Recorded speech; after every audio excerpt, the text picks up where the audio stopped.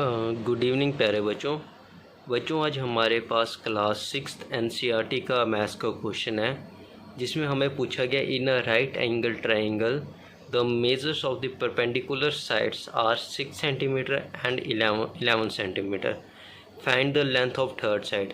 मतलब कि हमें एक राइट एंगल ट्रायंगल दिया गया है जिसकी दो साइड हमें पहले की दी गई हैं, जो एक 6 सेंटीमीटर और एक 11 सेंटीमीटर है, और जो सबसे बड़ी और तीसरी साइड है हमें उसकी लेंथ निकालनी है। तो अब हम इस क्वेश्चन को स्टार्ट करते हैं। तो चलो बच्चों, अब इस क्वेश्चन का आंसर जो है सॉल्यूशन हम स्टार्ट कर रहे हैं। देखो सॉल्यूशन, सबसे पहले हमें ना एक राइट एंगल ट्रायंगल बनाना है। राइट एंगल ट्रायंगल कौन सा होता है? जिसकी जो एक एंगल 90 डिग्री का होता है।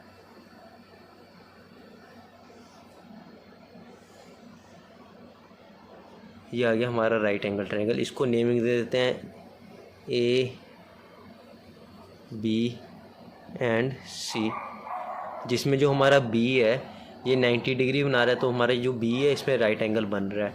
तो हमें इसकी दो परपेंडिकुलर साइड दी है। परपेंडिकुलर साइड कौन सी होती है? जो एक दूसरे के अपोजिट होती हैं, जैसे कि A B and B C. ये देखो एक दूसरे के ऊपर, अगर हम इसको ऐसे करेंगे तो एक दूसरे के ऊपर लगती हैं, तो ये एक दूसरे के परपेंडिकुलर साइड्स हैं। इनकी हमें लेंथ दी गई है 6 सेंटीमीटर एंड 11 सेंटीमीटर। तो हमें क्या करना है? अब हमें इसकी थर्ड साइड जो है ये फाइंड करनी है कि ये थर्ड साइड क्या है। तो इसके लिए हम जो हमारा 6 क्लास का कॉन्सेप्ट है, इसको हम पाइथागोरस थ्योरम कहते हैं, हम अब उसके यूज़ करेंगे।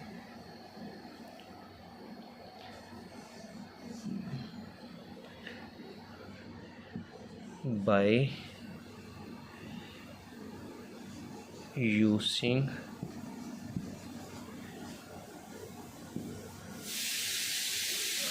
पीजीटी, पाइथागोरस थ्योरम को जो शॉर्ट फॉर्म में हम पीजीटी कहते हैं। पाइथागोरस थ्योरम को यहाँ पे आप पूरा पाइथागोरस थ्योरम भी लिख सकते हो एंड पीजीटी भी लिख सकते हो।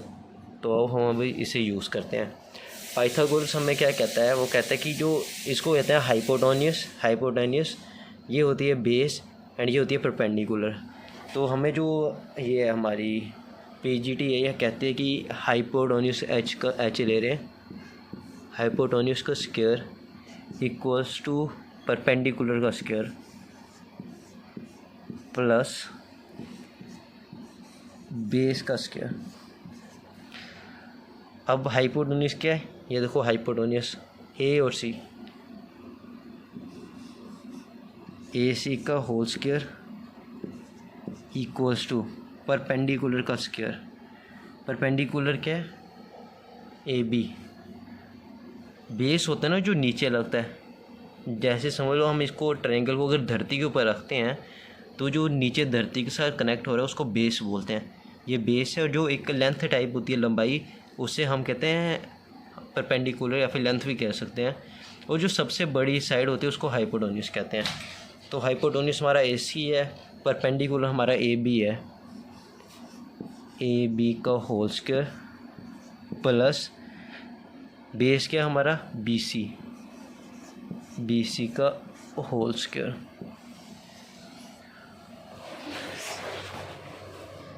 अब वैल्यूज पुट कर रहे हैं, वही वैल्यू सब हम यहाँ पे पुट कर रहे हैं। हाइपोटेन्यूस का स्क्वायर, हाइपोटेन्यूस हमें फाइंड करना है, तो ये ए सी का ए सी रहेगा, ये ए सी का ए सी रहा, ए सी का ए सी का whole square equals to hypo perpendicular का स्क्वायर। परपेंडिकुलर क्या? ए बी की वैल्यू है 11 सेंटीमीटर, तो यहाँ पे हम लिख रहे हैं 11 का स्क्वायर। फिर हमें बोला हुआ बेस का स्क्वायर, बेस क्या? 6 सेंटीमीटर, तो हम यहाँ पे करेंगे प्लस 6 का होल स्क्वायर। ठीक है, तो इसकी वैल्यू निकाला था 11 को whole square, 11 into 11 equals to 121 plus 6 का होल स्क्वायर, 6 इंटू 6 36। यहाँ पे आ गया ए सी का होल स्क्वायर। इसको प्लस कर लेते हैं, 121 plus 36, 120 plus 31 51 157 equals to 157। A C का होल स्क्वायर क्या है? 157। ए सी इक्वल्स टू, जो यहाँ पे स्क्वायर है यहाँ पे कि रूट बन जाएगा, रूट ऑफ 157। यहाँ तक हमने सॉल्व कर लिया। AC की वैल्यू ये √157। अब 157 का जो रूट निकाला है तो वो बनता है 12 पॉइंट कुछ, लेकिन जो यहाँ पे लेंथ तो हम पॉइंट में नहीं लिख सकते, इसलिए उसको अंडर रूट में लिख लेंगे। तो AC की वैल्यू हमारे पास आ रही है √157, आगे सेंटीमीटर डालेंगे, सेंटीमीटर। अगर एरिया होता तो वो स्क्वायर हो जाना था, लेकिन एरिया PGT से नहीं निकलता, तो ये एक साइड ही निकलती, जो ट्रायंगल की साइड वगैरह निकालनी हो तो उसमें PGT यूज़ होता है। तो उसको यूज़ करके हमने यहाँ पे AC की जो वैल्यू निकाली है ये हमारी 100 √157 सेंटीमीटर। तो बच्चों ये था हमारा आज का क्वेश्चन। अगर नोट करना हो इसको नोट कर लो।